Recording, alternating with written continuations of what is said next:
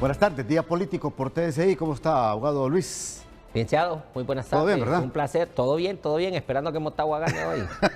Es que aquí vemos 3 Motaguas. Sí, que gane ¿Cómo Motagua. está, Yo Luis creo León? que deberíamos hacer un día político, un día hablando del Motagua. Gracias por la invitación. Ojalá que salga bien hoy. Todos queremos que vaya a la final, pero va a ser un buen partido. Bien, vamos a comenzar el programa hoy porque hay varios temas, pero enfoquémonos un poco de lo que está pasando en el Congreso Nacional. Estas reformas al Código Penal y Código Procesal Penal. María Mondragón ha platicado en las últimas horas con el diputado Marcos Avillón y le ha explicado sobre esta reforma. María, ¿cómo está usted? Buenas tardes. Gracias, licenciado Ramón Matute, y a todo el auditorio de Día Político. Esta tarde hemos conversado con el diputado Marco Paz acerca de las reformas al Código Procesal Penal y esto es lo que nos ha dicho al respecto. Bueno, las reformas van encaminadas en algunos artículos pues, al aumento de penas. De igual manera, pues en el tema de la extorsión se están agregando nuevos elementos para perseguir y destruir estas estructuras criminales que van encaminados no solo a perseguir a la persona que va a dejar el papelito o a que va a dejar el celular, sino que va encaminado también a perseguir a aquellas personas que prestan una cuenta bancaria, que se prestan para abrir una billetera electrónica, que se prestan para retirar ese dinero, personas que se prestan para invertir o reinvertir este dinero que viene pues, a causa de la extorsión. También en este paquete de reformas también tenemos cómo proteger a las víctimas o testigos que van pues, a estar en un juicio o que van a denunciar el delito de la extorsión. Esto en el Código Procesal Penal, el objetivo es poder darle una protección judicial a estas personas para fomentar también la cultura de la denuncia en nuestro país y poder llegar hasta el final de todas estas estructuras criminales. Bueno, es importante mencionar que para combatirlo, la Secretaría de Seguridad, los cuerpos de inteligencia, Poder Judicial, Ministerio Público necesita herramientas legales que sean robustas, que sean fuertes, que les sirvan de mucho a ellos para poder actuar rápidamente y poder dar con la desarticulación de estas organizaciones criminales. Y estas han sido las palabras del diputado Marco Paz. Regresamos con ustedes a estudios. Bueno, aquí hay elementos importantes que rescatar, Luis Sosa y abogado Luis Romero, que considero que ya lo vamos a ir analizando punto por punto, pero comencemos con esto. ¿Conviene hacer estas reformas? Bueno, yo creo que no podemos desconocer la situación real del país. Sin embargo, considero que muchas de estas herramientas ya están en la ley, que agravar las penas no va a resolver el problema, que al final nosotros a lo que le tenemos que apostar como hondureños es a fortalecer la investigación. Por ejemplo, en esta nueva era, que es una era completamente tecnológica e innovadora, no podemos desconocer que quien va a ganar la guerra en todo sentido va a ser quien haga uso de las herramientas tecnológicas. Por ejemplo, ocupamos tener cámaras del 911 por todos lados. Se puede legislar para que las cámaras de uso privado puedan ser utilizadas por el Estado para procesos de investigación. ¿Por qué?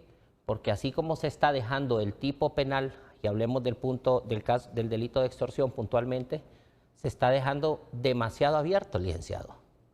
Va lejos de crear justicia, lo que va a crear es injusticia, porque se van a poder acusar y enjuiciar a miles de personas inocentes. Pensemos, licenciado, en que a usted le cae mal una persona y usted va a denunciarlo por extorsión.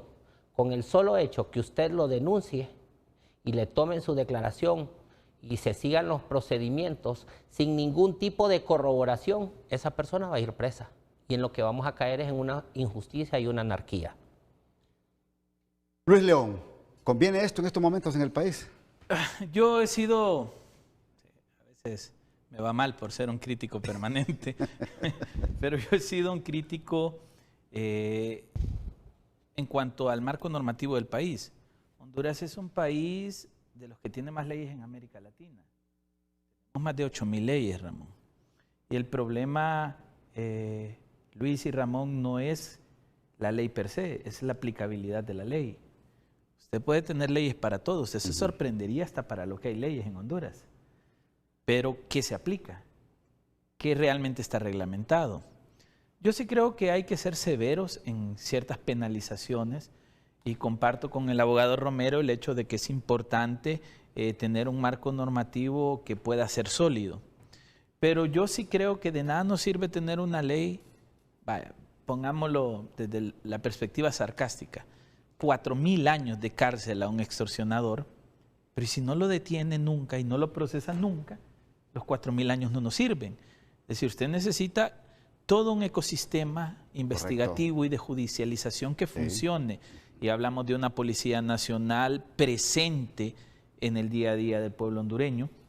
La extorsión está desbordada. ¿Y por qué está desbordada? Porque cualquier extorsionador llega a la puerta del negocio, llega a la puerta de la casa, entrega un celular, entrega una nota y nadie está previniendo eso. Entonces necesitamos presencia policial, capacidad investigativa, una DPI o una policía de investigación capaz de dar seguimiento, las herramientas tecnológicas altamente fundamentales.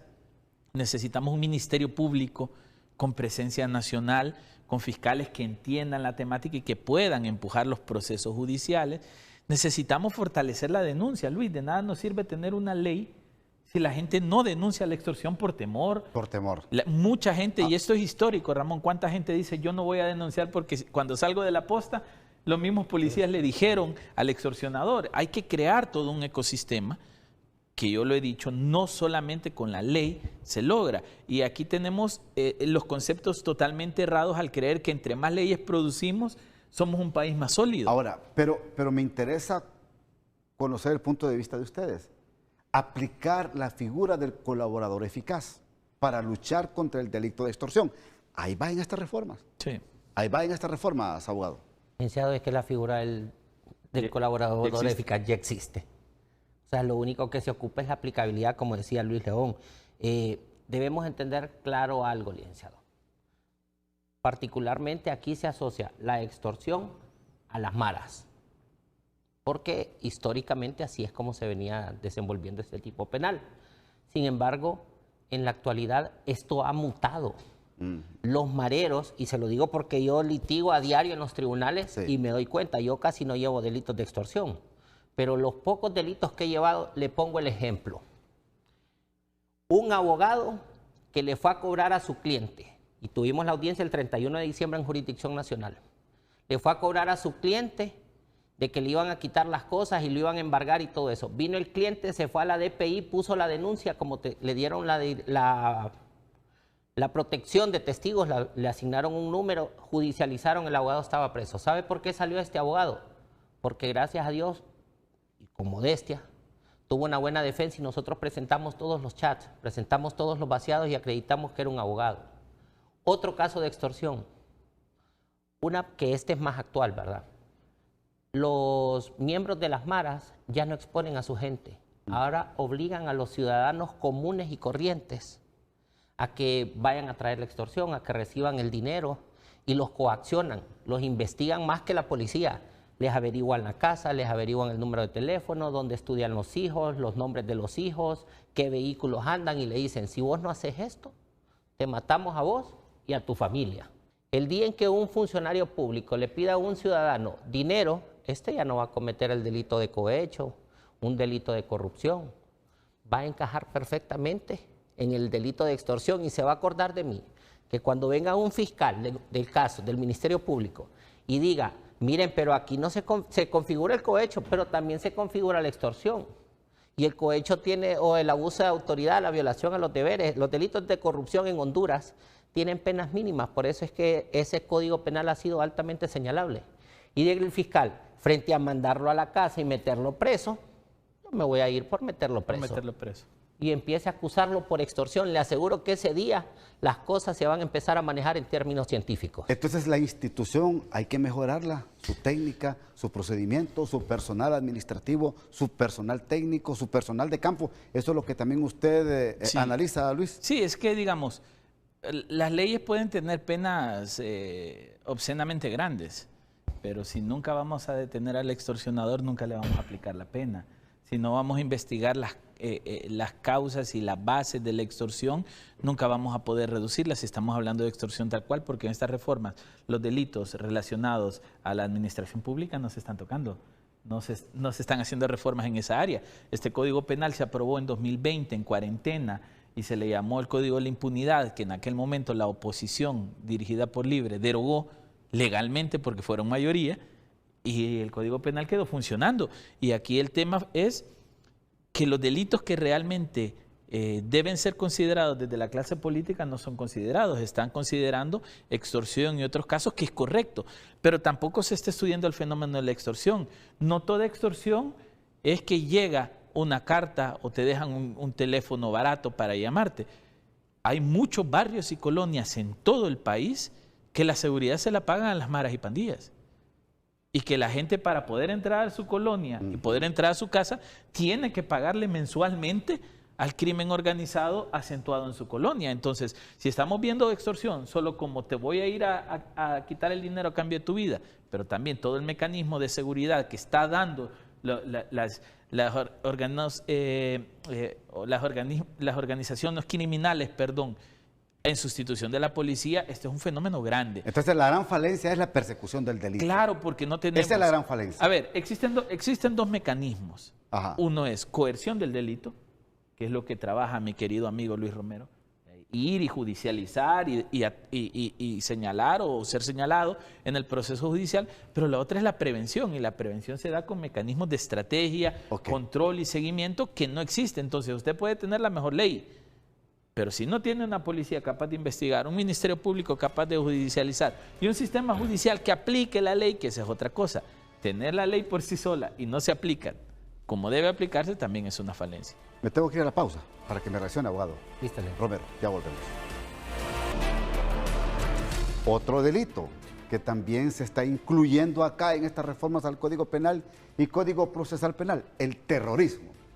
¿Hasta qué momento puede ser catalogada una persona como terrorista de acuerdo a la percepción suya? Primero, el delito de terrorismo ya está en la ley. Sí. Lo que se está planteando es darle la categoría de terroristas a estas estructuras criminales.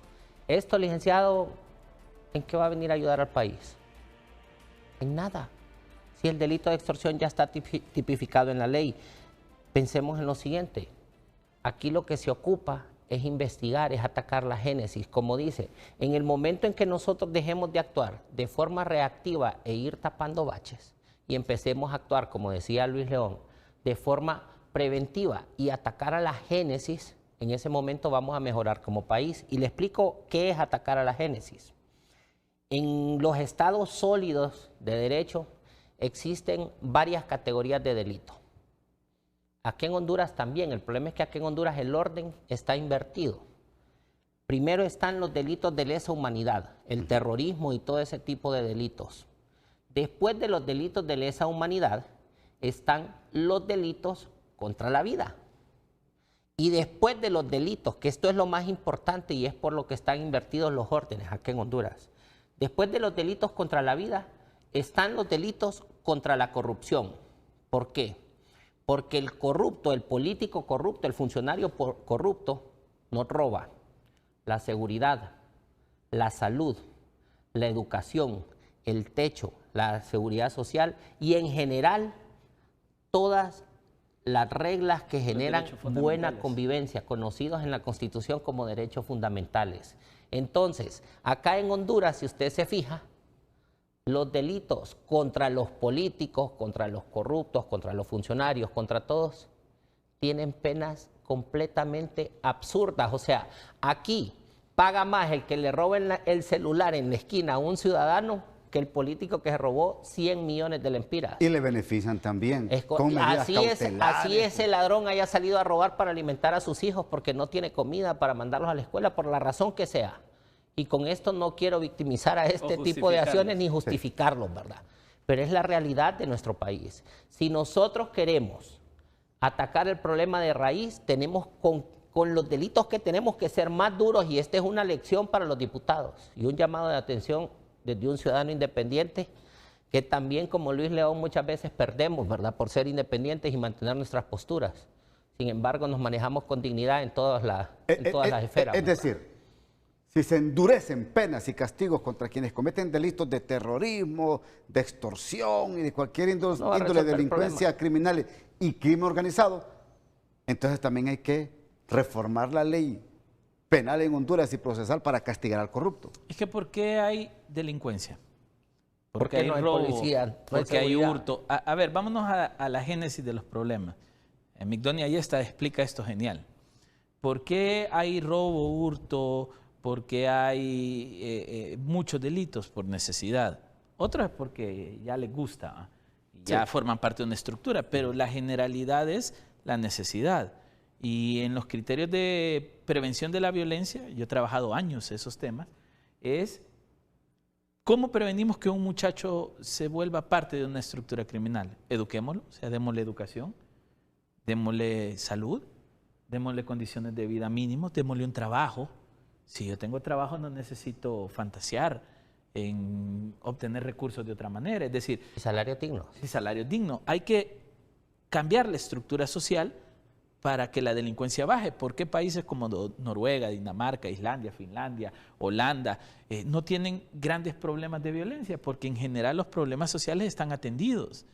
Entonces aquí necesitamos dar un paso a atender los problemas del país. Como ese es un proceso a mediano y largo plazo, y sabemos que no se resuelve el día de la noche a la mañana, entonces, ¿qué debe hacerse en este momento? Primero, claro, hay que atacar estos delitos, pero también hay que atacar los delitos estructurales que nos llevan a ser un país empobrecido. Y la corrupción nos está atacando. Y aquí viene un tema que hay que discutirlo desde una perspectiva no legalista, o como dirían algunos abogados, Romero, leguleyos. Y es el tema de, una cosa es la aplicabilidad de la ley y otra es la justicia. Son cosas muy diferentes. Usted puede, le roban 5.000 millones al Seguro Social, mete preso al corrupto y lo tiene ahí. ¿Cuánto tiene? 10 años de estar preso. Listo. ¿Y la justicia? ¿Se resarció el daño? ¿Recuperamos el dinero? No, si fueron los testigos protegidos. Quienes se quedaron con el dinero fueron los testigos protegidos.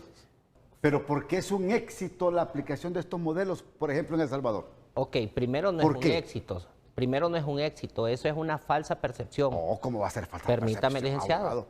Si usted me permite explicarle, yo le puedo aclarar por qué. Pero desde ya le digo... Bueno, eso es... Ahí en El Salvador cuéntame ahora otra le cosa. explico, eso es una falsa percepción. Todo el pueblo hondureño y todo el mundo dice que aquí lo que ocupamos es un Bukele. Señores, hay que reconocer y ver las cosas desde todos los ámbitos para que cada quien forme su conclusión. Usted tiene esa conclusión, yo tengo otra. Claro. Y la voy a desarrollar. Primero, en El Salvador lo que hay es un extremo totalitarismo. Actualmente hay muchas personas que están presas inocentes. En El Salvador se ha invertido aquello que es mejor, absolver a un inocente absolver a un culpable que condenar a un inocente. Ese principio general del derecho que ha venido operando durante miles de años, en El Salvador se invirtió. En El Salvador es mejor encerrar a un inocente que condenar a un culpable.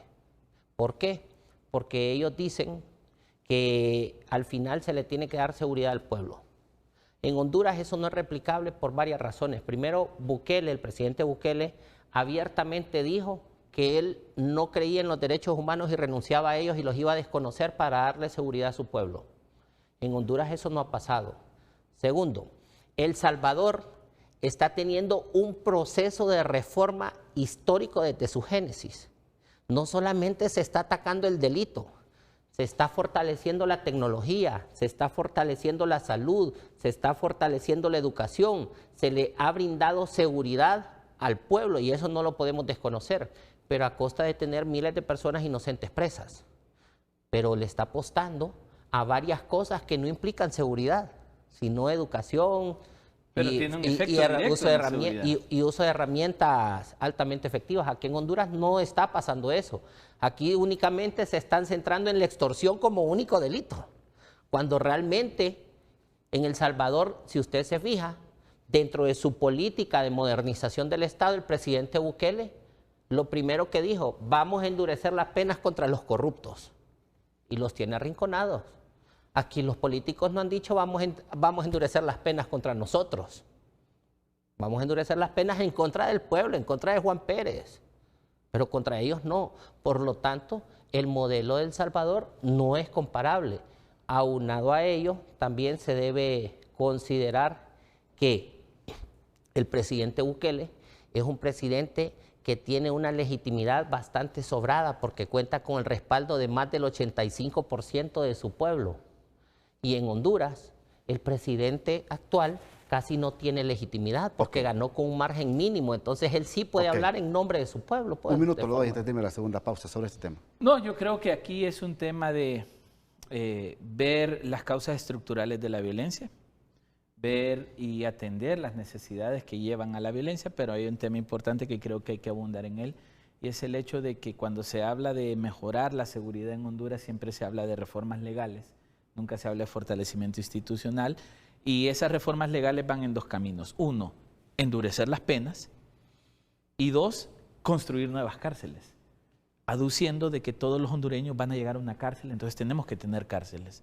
No hay un mecanismo que diga por qué debemos seguir metiendo presos hondureños.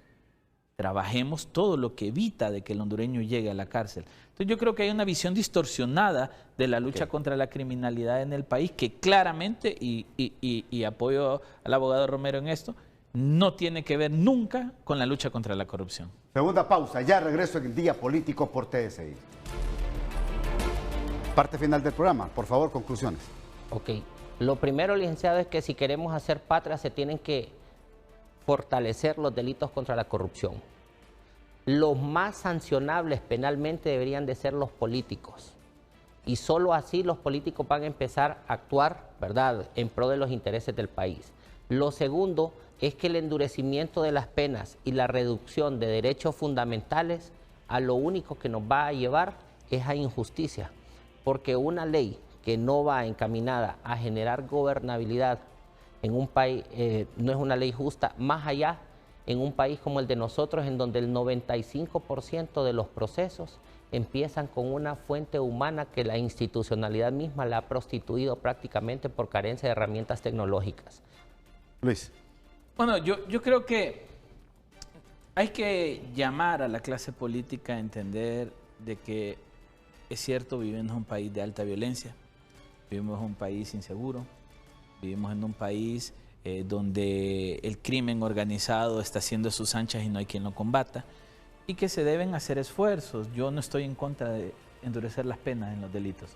Lo que estoy en contra es que no se endurezcan las penas en todos los delitos, solamente en delitos específicos. Uno. Dos, en que no demos paso al fortalecimiento institucional. Aquí se habló de fortalecer la policía comprando Black Mambas. Andar en carros más grandes en la calle nos genera más seguridad. Y una de las cosas, Ramón, que yo debo resentir es que estos últimos meses la violencia se ha disparado mucho. Mucho, sí. Especialmente en materia de violencia contra la mujer y criminalidad contra la mujer. Están apareciendo mujeres y jóvenes muertas a diario. ¿Y quién está previniendo esto? Entonces ahí es un debate que deberá tenerse algún día, Ramón. Sí. Cuando teníamos sustitución de derechos en el gobierno anterior nos quejamos. Yo era el primero en enseñar la ilegalidad de eso. Pero no estábamos viendo lo que está pasando en este momento. O sea que falla la política de seguridad. Ponga las leyes que quieras y la política de seguridad no sirve, no hay seguridad. Bueno, gracias, don Luis Romero. Gracias, don Luis León. Gracias, Ramón. Suerte con ese Motagua hoy. Vamos, Motagua. Aquí estamos tres que esperamos no vaya bien. Hasta aquí el programa. Que pasen una feliz y bendecida noche.